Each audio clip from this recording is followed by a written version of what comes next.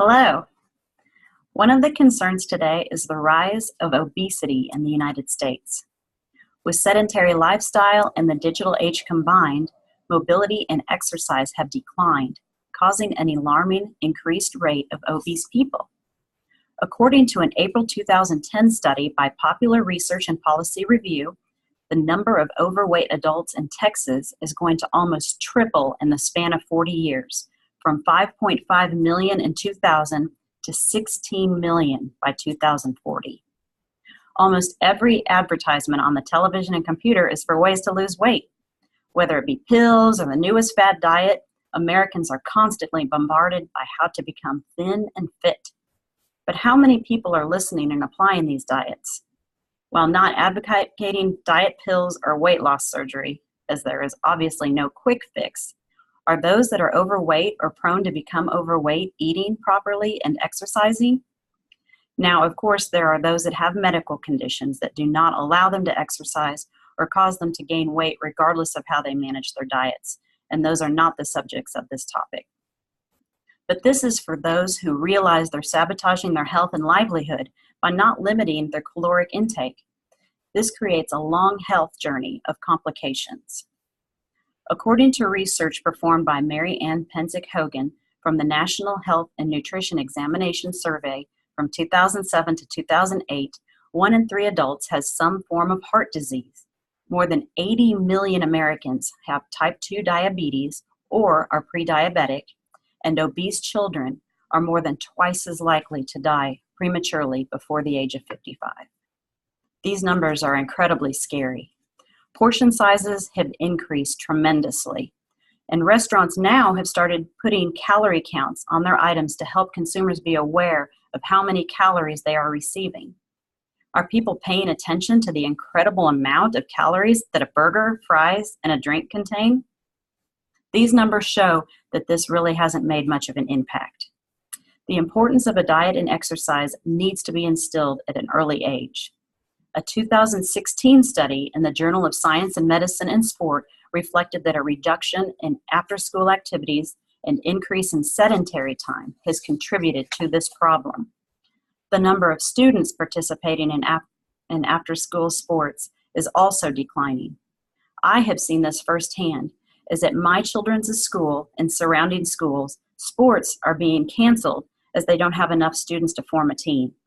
Kids would rather play the Xbox or watch videos on YouTube than do any kind of exercise or even play outside. The subject of obesity is very important to me, as my father, an older kids' dad, has struggled with their weight.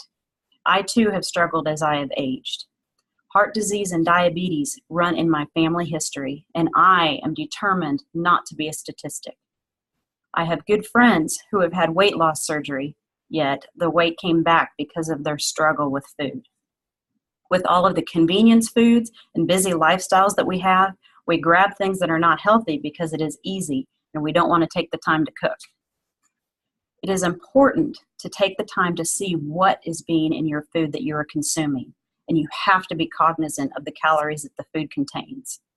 You have to stay active, take the stairs, park further away, do whatever you can to get the extra exercise that you need to keep your body going.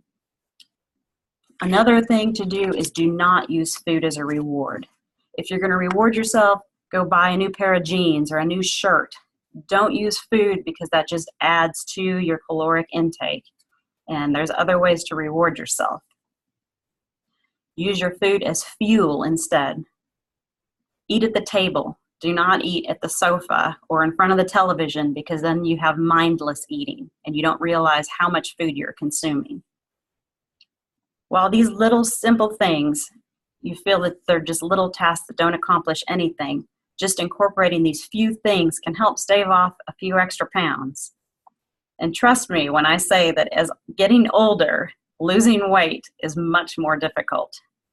If these habits can be developed when you're younger, it will be much easier as you age. Maintaining a healthy weight can not only keep you from feeling good about yourself, it will give you the quality of life that you want to have as you age. You can minimize your aches and pains on your joints by keeping fit and active. You don't realize how much extra goes into your knees and your joints when you have the extra weight on that you're carrying that. And you can feel so much better if you're not carrying any of that extra weight. You can also lower your risk of heart disease and diabetes.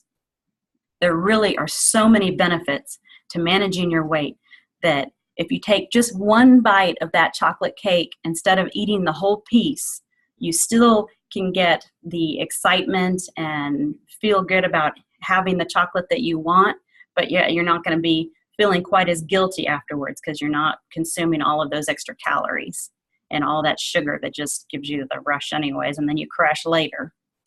So keep these things in mind because we have to teach our children and their children how to eat properly and to worry about their diet and take care of themselves. And if you teach them while they're young, it'll never even become a problem.